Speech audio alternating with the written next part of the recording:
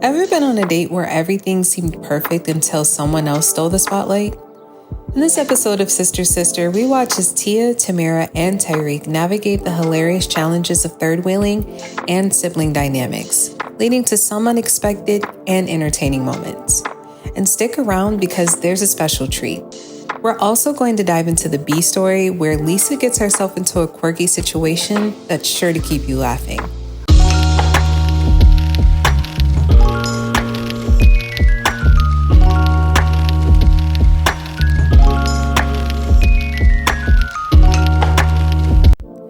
At the start of the episode, Tia is enjoying her date with her new boyfriend Tyreek, watching The Nutty Professor. Tia tells Tyreek that she loves the movie and he made a good choice by picking it. Tyreek tells her that as long as he's with her, it's all good. Tia agrees and Tyreek makes a move, attempting to put his arm around her. But he's quickly interrupted by Tamera, who's third-wheeling the date with him. Tamera tells Tia that their favorite part of the movie is coming, and the twins mimic the scene while Tyreek looks defeated and irritated with Tamera. Tamera offers Tyreek popcorn, but he informs her that there's no fresh popcorn left to get. Tamera apologizes and leaves to make more popcorn for them, assuring that there's plenty of movie left to enjoy their snack. Tyreek wastes no time questioning Tia about Tamera, and Tia apologizes to Ty about the popcorn, telling him that Tamera can finish a jumbo-sized popcorn at the theater before they even find seats. Tyreek clarifies that he's talking about Tamera being included in their date, and Tia is still confused as to what the problem is. Tyreek repeats for the final time that it's him, Tia, and her sister. Finally, Tia gets it and explains to Ty that Tamera is used to both her and Tia having boyfriends and them all hanging out together. Ty inquires on whether Tamera has any prospects to help her and him out. Tia ignores his question and tells him not to worry because they're twins and she and Tamera always vibe off of each other and she knows when she's in the way. Tamera comes back with the popcorn refill and bombards her way in between Tia and Tyreek, letting them know that she already has their day planned for tomorrow. She tells them that they'll visit the observatory first, then the arcade, and finally miniature golf. As Tamera reaches for the remote, Tyreek tells Tia that he thinks their twin vibe needs a tune-up. The next day, Lisa asks Tia how her date went with Tyreek. Tia tells her that it was crowded. Lisa tells her that she told Tia what to do if a boy gets too close and asks Tia if her mace jammed. Tia clarifies that she's talking about the tag-along twin kind of crowded. Ray asks Tia if she talked to her sister about it. Tia tells them that she thought about it, but that she doesn't want to hurt Tamera's feelings and leave her out just because she has a boyfriend. Ray tells Tia that he has a better solution, which is that no one dates until they're 30, to which Lisa is not amused. Tia tells them that she might be 30 by the time Tyreek asks her out again. Tia tells her mom that Tyreek was complaining about Tamera during their date, and Lisa tells her that Tyreek's complaints are irrelevant and that what's most important is how Tia feels about it. Tia begins to express that she loves Tamera, but she does have a knack for butting in at the worst time. But before she can finish her sentence, Tamera interrupts the conversation, letting Tia know that Tyreek was waiting for them outside the library. Tia leaves out behind Tamera, while Lisa tells Ray that parts of her wants to talk to Tamera, and the other part of her tells her to shut up because she's the chaperone. Ray laughs and tells Lisa to go with the second part. Ray asks Lisa where she's going with the bouquet of flowers, and Lisa grunts, responding that she was going down to the church to replace the flowers on the altar thanks to Sister Dobson. Lisa continues to complain that just because Sister Dobson had been the church organist for the past 200 years, she felt like she could judge everything and everybody. Ray interrupts and tells Lisa that he has something to tell her, but Lisa continues ranting. She tells Ray that Sister Dobson knows that her favorite hymn was "I Got the Joy, Joy, Joy, Joy Down in My Heart," and that she wouldn't play it for Lisa just to tick her off. Lisa swears that she would be in Sister Dobson's face if it wasn't for the fact that she had beat up Deacon Brown so bad. Ray then tells Lisa that Mrs. Dobson died in her sleep last night, and Lisa is dismayed. Surprised, Lisa questions if Ray was just telling her that to cheer her up. Ray tells Lisa he's not lying and that Reverend Hoskins called to deliver the news a while ago. Lisa says she can't believe Sister Dobson is dead, and Ray tells her that unfortunately he has more unhappy news, which is that the Reverend wants her to speak at Sister Dobson's funeral. Lisa hopes that Ray told him no, but Ray shares that he has even more unhappy news, which is that he told the Reverend yes. Lisa tells Ray that she has some good news for him, which was that she was going to give him a head start. At school, Tamera talks to her friends in journalism class and asks what's going on. Diavion complains to Tamera that Jordan has been asking for her paper on recycling and that she hopes Tamera has it done. Tamera scoffs that he'll get it, and Dot tells her that she knows that Jordan freaks out when she doesn't do her job.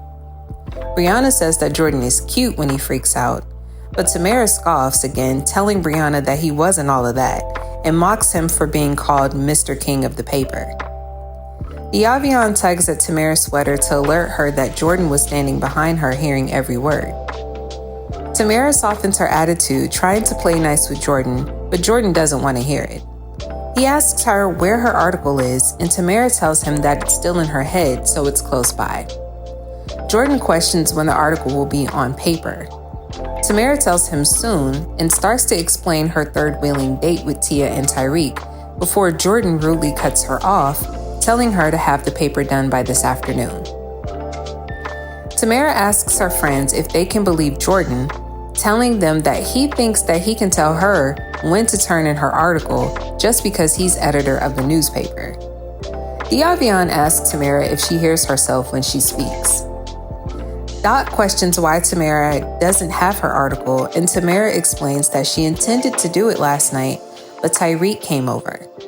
It's clear that it's past time for Tia to have this talk with Tamera because she obviously doesn't know that Tyreek is not her boyfriend. Jordan comes back and asks Tamera what she thinks she's doing. Tamera tells Jordan that she's talking to her friends and that if he'd ever left the room, he would have one too.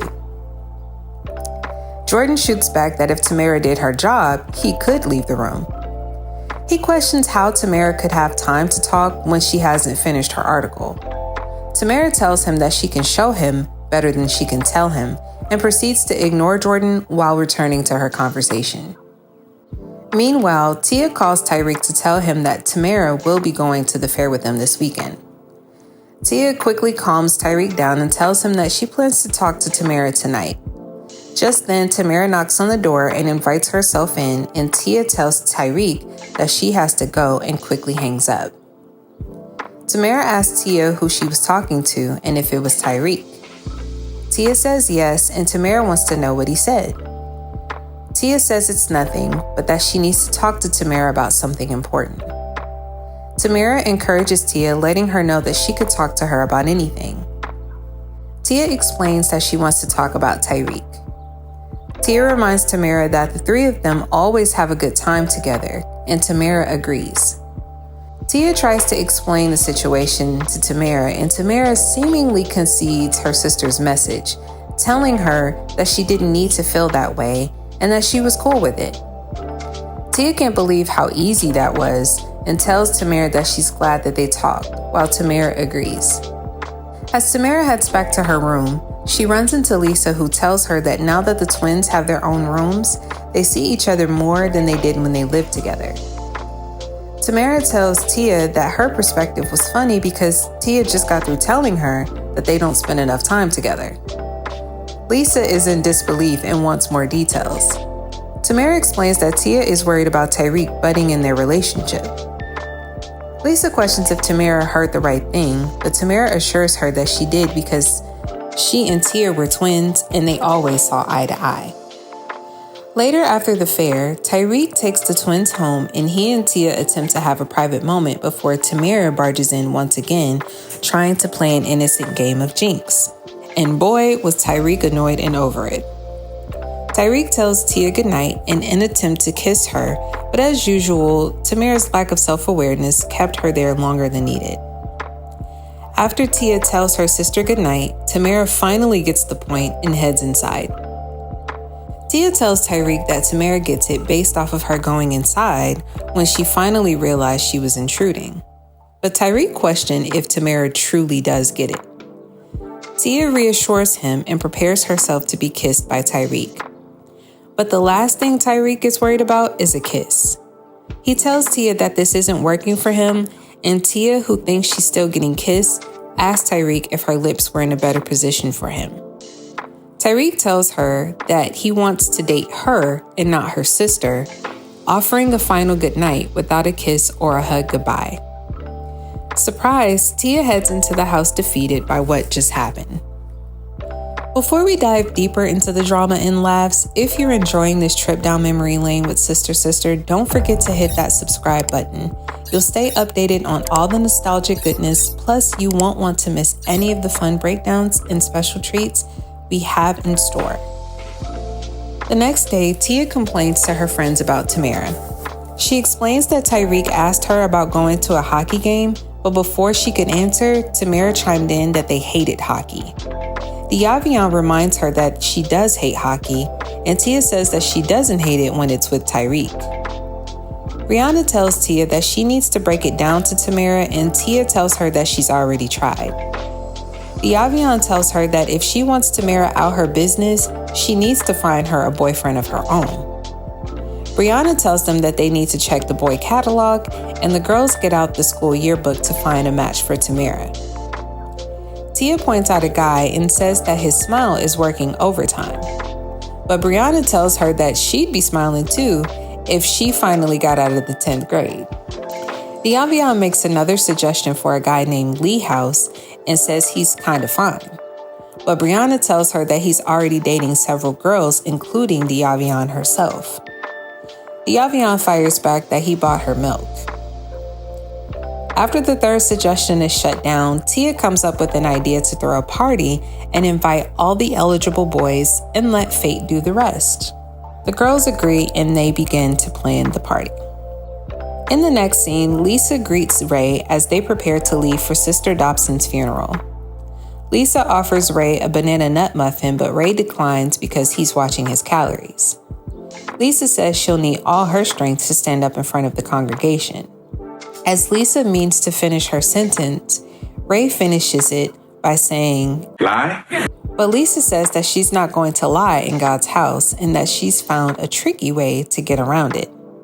Ray wants to know what her plan is, and Lisa grabs her notes from her purse to give an example. Say is, I cannot express in words how Mrs. Dobson made me feel. But what I mean is I got the words, but I can't express how I feel in church. Ray isn't sure about Lisa's plan and tells her that the words sound all right, but God knows her spirit is wrong. Lisa mocks Ray while eating breakfast, telling her that God should be happy that she's even showing up. But as Lisa chews, she hurts her tooth. Ray responds telling Lisa that God don't like ugly. Lisa tells Ray to shut up and that she thinks the nutshell cracked the crown. She gives Ray her notes and tells him that she doesn't think she'll be able to speak at the service now. But Ray assures her that she will be speaking because he was not about to lie in church. He tells Lisa he's going to take her to the dentist on the way to church, but Lisa doesn't want to do it. Lisa tells him to take it easy because she's in pain, but he tells her to suck it up. Meanwhile, at school, Tamera looks for Jordan in the newspaper room. Tamera mocks that he's probably in Washington rewriting the Constitution, and Jordan pops out of the closet joking that he actually did that yesterday, and the right to bear arms now means short sleeves for everybody. As Jordan cracks up at his own joke, Tamera is not amused whatsoever. As Jordan realizes his joke wasn't it, Tamera questions Jordan on wanting to meet with her. Jordan tells Tamera that he wanted to see her about her article and wonders what it's supposed to be. Tamera tells him it's not supposed to be anything other than her article. Jordan tells her that the paper is one-sided, and Tamera tells him that it's about recycling and that there was only one side, which was to do it. Jordan challenges Tamera, asking why she can't ever take constructive criticism, and Tamera sarcastically expresses that she must have missed the constructive part.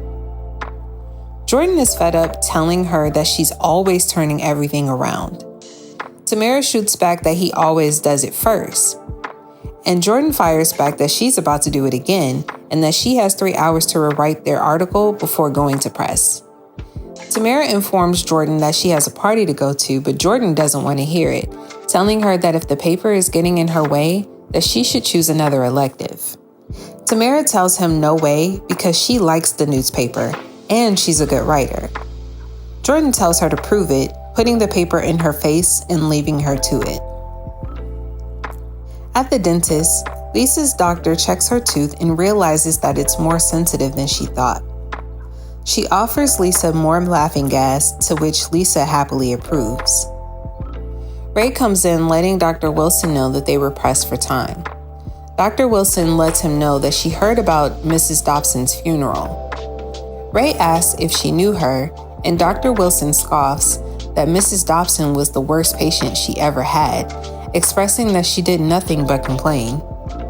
Ray unknowingly triggered Dr. Wilson because she continued ranting, saying that she lost count on how many times Mrs. Dobson bit her, kicked her, and dug her nails into her arm. And if that weren't enough, she even tried to strangle Dr. Wilson with her own floss. Dr. Wilson goes off saying that Mrs. Dobson rarely paid her bills, and when she did, it was in $1 installments.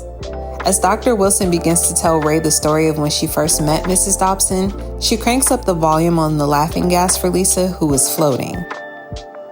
Ray can vaguely be seen trying to get Dr. Wilson's attention about overdosing Lisa, but she's too far gone in the story to realize what she's done.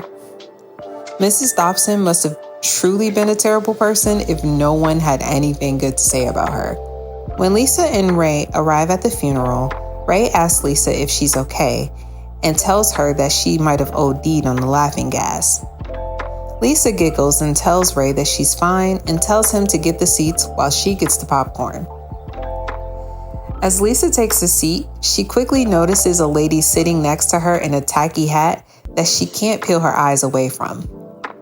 As the service begins, the pastor makes his introduction while Lisa informs the lady in the hat that the next time before she leaves the house, she has 2 words: ask somebody. Ray tries to stop Lisa's madness, and Lisa tells Ray that the lady's hat looks like a pigeon's nesting in her head. As the pastor continues, he tells the congregation that there was someone there to celebrate Sister Dobson's life, someone who worked with her closely and loved her dearly. Lisa can't help herself and blurts out, I thought I was speaking. Lisa is definitely high as a kite, and just as things couldn't get any worse, well, they do. Sister Lisa Landry. It's showtime! Who stole my card? Oh, never mind. I just speak from my heart. I'm going to tell you all what I really thought about Sister Eugenia Dobson. When I think about Sister Eugenia, I think about the biggest pain in my Heart! Lisa, we all felt it when she left us. I used to come to this church in a good mood, and that little organ grinder would walk up to me and make me just want to throw up My hands and praise the Lord. Can I get an amen? Thank you. And sit down, Ray. I work solo. As Lisa dismisses Ray back to his seat, she tells the church that while they're praising the Lord, that they should sing Sister Dobson's favorite hymn, I Got the Joy, Joy, Joy, Joy Down in My Heart, and tells the organist to hit it. And just as it seems that things can't get worse, well, let's watch again.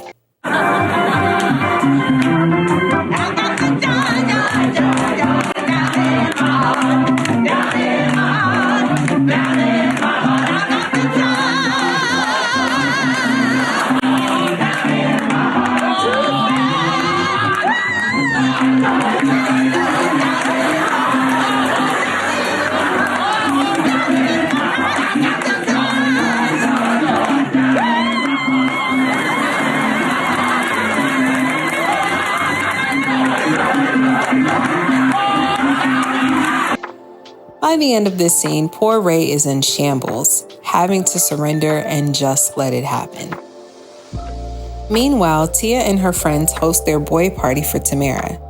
Diavion tells the girls that there's enough boys on the other side of the room to start a football team, and Brianna tells her that that is the football team while flirting with them. Diavion says that she sees a quarterback that she'd like to tackle, but Tia tells her that she has him on reserve for Tamera. Diavion asks about another guy, but Tia tells him he's on reserve too. Frustrated, Diavion asks Tia if she could label the guys for Tamera with a sticker. Just then, Tamera comes in and Tia questions where Tamera has been. Tamera apologizes for being late and explains that Jordan the jerk made her rewrite her article. Tia tells her to forget about Jordan and meet Tony from her history club instead.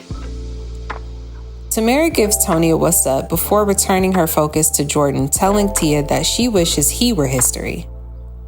She complains that for the record, she didn't rewrite the article because he told her to, but because she wanted to.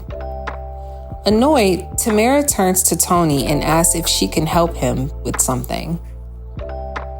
I never realized how feisty Tamera can be, especially in this season, but I'm here for it because there were times where it was definitely warranted, and it makes for great comedic timing. Feeling awkward, Tia tells Tony to enjoy his food while Tamera continues to vent about her encounter with Jordan to Tia and Tyreek, and the two are over it, leaving Tamera to argue with herself. Not before long, Tamera has found her way back to annoying Tia and Tyreek with her drama with Jordan, and Tia and Tyreek make another attempt to hook Tamera up with another guy named Daryl from the football team. But Tamera could care less, telling them that Jordan is always talking about them being a team, but a team is supposed to have your back, not jump on it. Tamera questions if Daryl understands what she's saying, but Daryl tells her he doesn't and walks away. By then, Tia and Tyreek have also moved away from Tamera, who quickly finds them again and tells them that they didn't finish hearing her story. Tia questions where Daryl went, and Tamera tells her that he walked off somewhere. Tamera tells them that she's going to the kitchen to get a soda and that when she returns, she'll tell them what else Jordan said. But as she enters the kitchen, Jordan is standing there questioning her on what he said. Startled, Tamera tells Jordan to stop sneaking up on her and questions why he's in her house. Jordan expresses that he only came to tell her that he thinks she's a wonderful writer and that her rewrite was terrific. Tamera begins to defend her position before realizing what Jordan said. Surprised, she softens her tone a moment and clarifies what she heard. Jordan tells her that he's telling the truth, and Tamera tells him that he had a funny way of showing his admiration. Jordan defends that it's only because he knows how good Tamera can be. Tamera questions why he didn't say that from the start, and Jordan says it's because she's always arguing with everything he says. Tamera denies this, and Jordan tells her that she does and that she's doing it right now, which is why it's impossible for him to tell her that he likes her. Tamera replies that that notion is ridiculous because she doesn't have a problem with telling Jordan that she likes him. The two are shocked at their shared revelations, and Jordan questions Tamera's feelings. She tells him that she does indeed like him, and Jordan sighs in relief, telling her that he likes her too, while Tamera is clearly turned on by the adrenaline from their explosive conversation. But before it can go any further, Tia interrupts this time, telling Tamera that there were a lot of cute guys on the dance floor and that they were about to jam to some Usher, encouraging her to go and get their bounce on. Annoyed, Tamera tells Tia that she's talking to Jordan, and Tia asks if she needs help throwing him out. But Tamera tells Tia that she needs her to leave them alone because three's a crowd. Get it? Tia apologizes and tells Tamera that she guesses that she should work on her twin vibe, and leaves Tamera and Jordan to it, giving her a wink and a thumbs up. Tyreek asks Tia if Tamera was going to come out and dance or if she was still talking about Jordan. Just then, Tamera comes out with Jordan, and Tyreek is surprised to see it. Tia tells him that she doesn't think Tamera will be tagging along with them any longer, and he gladly escorts her to the dance floor where the twins enjoy a dance with both of their new boyfriends. This episode is honestly one of my favorites from season 5 of Sister Sister. Between the comedic timing from every person, especially Lisa, I feel like season 5 is where the magic really started to bloom with this show. Adding Jordan and Tyreek to the storyline was a great choice for the writers to make because it gave room to show how the twins evolved from their early teen years to their early adulthood years, giving them simple but healthy, stable relationships, which allowed us to see how they handled conflict, what their standard and beliefs were, and what they come to value as they found themselves. It also increased the comedy quite a bit in the best way possible because although the show was already pretty funny, up until season 5, the comedy was really carried by Lisa more than anything. The chemistry of the cast shined more and gave more opportunities for laughs, even in the midst of more serious topics, which the show touched on later in seasons 5 and 6. If you made it to the end of this video, thank you so much for watching all the way through. If you love this breakdown, make sure to give it a thumbs up and share your favorite moments in the comments. And if you haven't already, subscribe to the channel so you don't miss out on more deep dives into all your favorite shows and movies. And if you're looking for more content like this, click one of these videos here.